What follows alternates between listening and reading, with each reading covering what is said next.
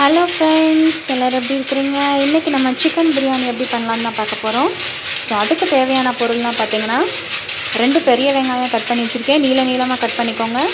2 தக்காளி, பட்டை, கிராம்பு, 2 ஏலக்காய் எடுத்துக்கோங்க. சிக்கன் ஆல்ரெடி கொஞ்சம் பாயில் பண்ணி வச்சுட்டேன் நான். அடுத்து பார்த்திங்கன்னா மசாலா ஐட்டமில் மல்லித்தூள், கரம் மசாலா, பிரியாணி பொடி, வீட்டில் ரெடி பண்ண பிரியாணி பொடி, காஷ்மீரி சில்லி பவுடர், மிளகாய் பொடி. ஸோ எல்லாமே நான் இதில் ஒரு ஸ்பூன் போட்டிருக்கேன். உங்கள் அளவுக்கு தகுந்த மாதிரி மாற்றிக்கோங்க. இஞ்சி பூண்டு பேஸ்ட்டு அரைச்சி வச்சுட்டோம். எண்ணெய், நெய். ஸோ இதெல்லாம் வச்சு சிக்கன் பிரியாணி எப்படி பண்ணலான்னு வாங்க பார்க்கலாம். இப்போது பாஸ்மதி அரிசியில் தான் நம்ம பிரியாணி பண்ண போகிறோம். வாங்க வீடியோக்குள்ளே போகலாம்.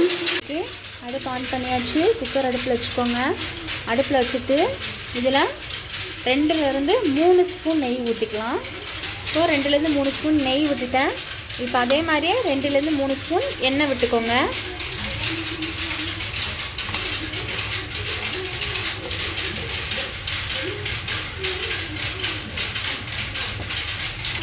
இப்போ நெய்யும் எண்ணெயும் கொஞ்சம் நல்லாவே லைட்டாக பாயில் ஆகிடுது. ஸோ இதில் பட்டை போட்டுருவோம், ஏலக்காய், 3 கிராம்பு போட்ட உடனேயே அடுப்பில் சிம்மில் வச்சுட்டு வெங்காயத்தை நறுக்கி வச்சுருந்த வெங்காயத்தையும் போட்டுருங்க.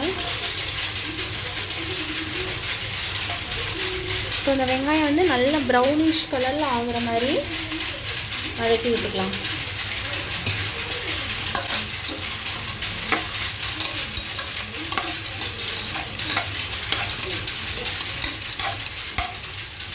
அடுப்பை சிம்மில் வச்சுட்டு நம்ம எடுத்து வச்சுருந்த மசாலா பொடியெலாம் சேர்த்துக்கோங்க.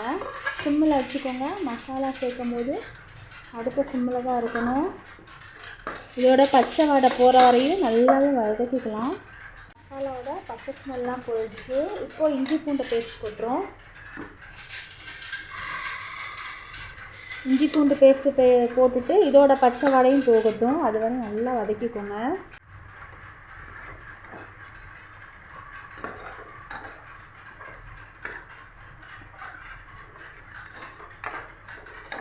இதோட பச்சை வாடை போனோடனே நறுக்கி வச்ச தக்காளியும் சேர்த்துக்கோங்க.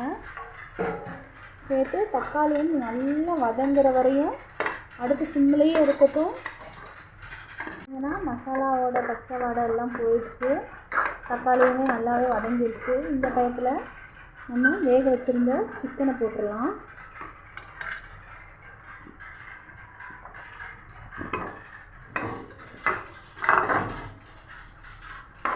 சிக்கனையும் போட்டு இது கூட நல்லா பரட்டி விட்டுக்கோங்க. பரட்டி விட்டு ஒரு 2 நிமிஷம் 2 நிமிஷம் மட்டும் இந்த மாதிரி இருக்கட்டும். அந்த மசாலாலாம் சிக்கனுக்குள்ளே இறங்கணும் இல்லையா? 2 நிமிஷம் மட்டும் இந்த மாதிரி இருக்கட்டும்.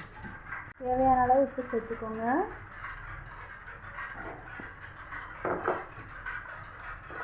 உப்பு சேர்த்து வதக்கி விட்டுட்டு இப்போது நம்ம ஊற வச்சுருந்த பாஸ்மதி அரிசி எடுத்துருக்கோம். இது 10 நிமிஷம் ஊற வச்சா போதும். ஊற வச்சுக்கோங்க. பாஸ்மதி அரிசி 10 நிமிஷம் மட்டும் ஊற வச்சுக்கோங்க. ஊற வச்சுட்டு கிளறி விட்டுட்டு 1 கப் பாஸ்மதி அரிசிக்கு 1.5 கப் தண்ணி அதை கணக்கு பண்ணி நம்ம ஊற்றிடலாம். நான் 1.5 கப் எடுத்துருக்கேன். அதுக்கு தகுந்த நான் தண்ணி ஊற்றிட்டேன். ரொம்ப கிளற வேண்டாம். லைட்டாக அந்த மசாலாவோட ரைஸ் ஆகிற மாதிரி மட்டும் மிக்ஸ் பண்ணி விட்டுட்டு ஃபஸ்ட்டு நம்ம செக் பண்ணிக்கலாம்.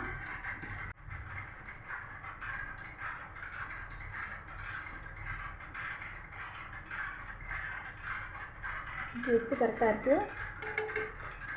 இப்போ மூடி போட்டு ஒரே ஒரு விசில் மட்டும் வச்சுட்டு 5 நிமிஷம் சிம்மில் வச்சு ஆஃப் பண்ணிடலாம்.